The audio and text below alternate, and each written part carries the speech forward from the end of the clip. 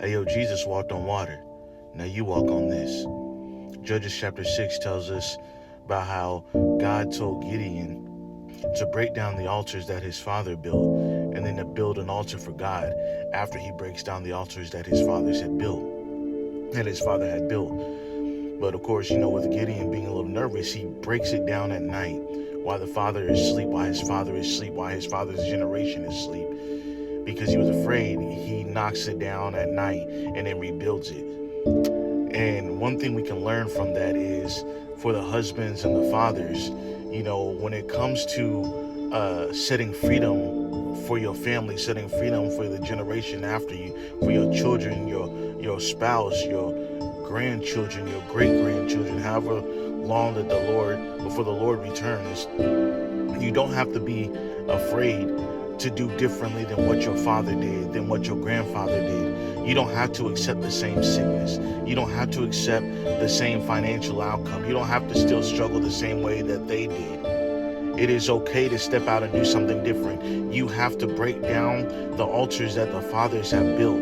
You have to break down what your grandfather did. You have to break down what your father did. If it was staying stagnant, if it was staying with weak marriages, if it was everybody getting sick at the age of 40, if it was everybody having a certain surgery, you don't have to accept that. Break that altar. An altar is something that is used to sacrifice and bring worship. So when you're having an altar built for sickness, towards sickness, and everybody's getting sick at the same age, the father, the grandfather, the great-grandfather, the brother, they're all getting sick at the same age. They're all having the same disease. They're all having the same surgery. They seem to be going through the same thing, generation after generation. You have to stop that, father. You have to stop that, husband, and you have to break that. You don't have to accept it. Yeah, it may make you be a little afraid because you don't want them to talk down about you. You don't want them to say, oh, you think you're better, and you don't want them to shun you. But also, you have a family and a legacy and a generation to think of yourself. And yes, the father may not have broken it for you, but you have the opportunity to break it for your children and your grandchildren. It may not have started in the past generation, but let this generation be the time that you break free. Let this generation be the time where you say, we're not going to accept this. I'm not going to live in this sickness. I'm not going to live in this disease. I'm not going to live in this lack. And I refuse to let my wife deal with this. I refuse to let my children deal with this. I refuse to let my grandchildren deal with this.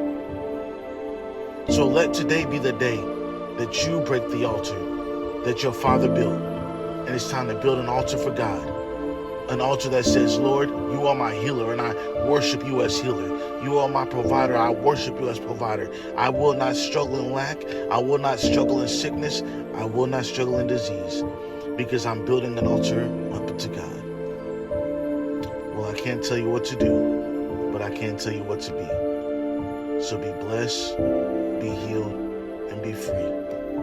Just make sure you break down the altar and build one up. In Jesus' name.